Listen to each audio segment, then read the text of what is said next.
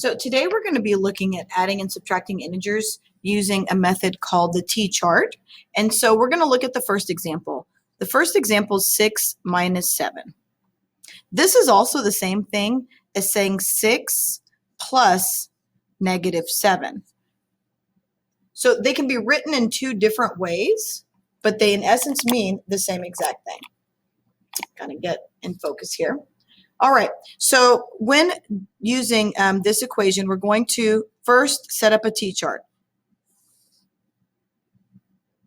Negative integers on one side and positive on the other side.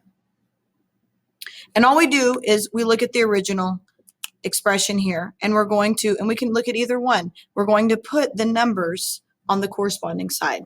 So 6 is a positive 6 because it doesn't have any sign in front of it, so we're going to put it on the positive side.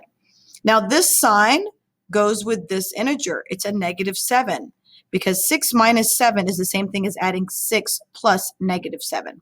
So the 7 would be on the negative side. So now we've placed both integers in the t-chart. Now because they're both on opposite sides of the t-chart, we're going to find the difference. So 7 minus 6 is 1, and we need to figure out which sign to use. So because 7 has a larger absolute value, or because 7 is larger, we're going to use the negative sign. And so our final answer is negative 1. Let's try the next one. So the next example is negative 9 minus 11.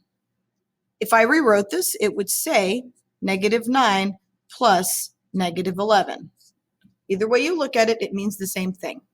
So I go ahead and set up my t-chart. And so I'm going to take negative 9, that's going on the negative side. Negative 11 goes on the negative side as well. Now, not like the last one. The last one, they were on separate sides, so we had to find the difference. On this one, they are on the same side. So when they are on the same side, you actually find the sum, and you add the numbers together.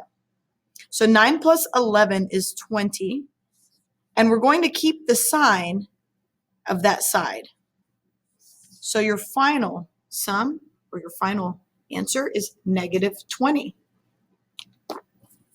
One last example.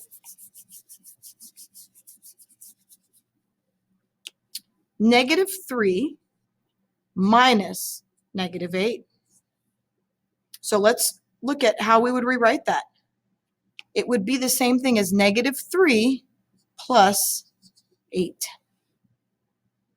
Now, just a trick to think about, when you have two negative signs that are right next to each other, you can automatically put them together and make them a positive. It's just a trick that you can memorize. You don't have to. You can still go on based on rewriting it to be an addition problem. So negative 3 minus negative 8 is negative 3 added to the opposite of 8, which is negative 3 plus 8.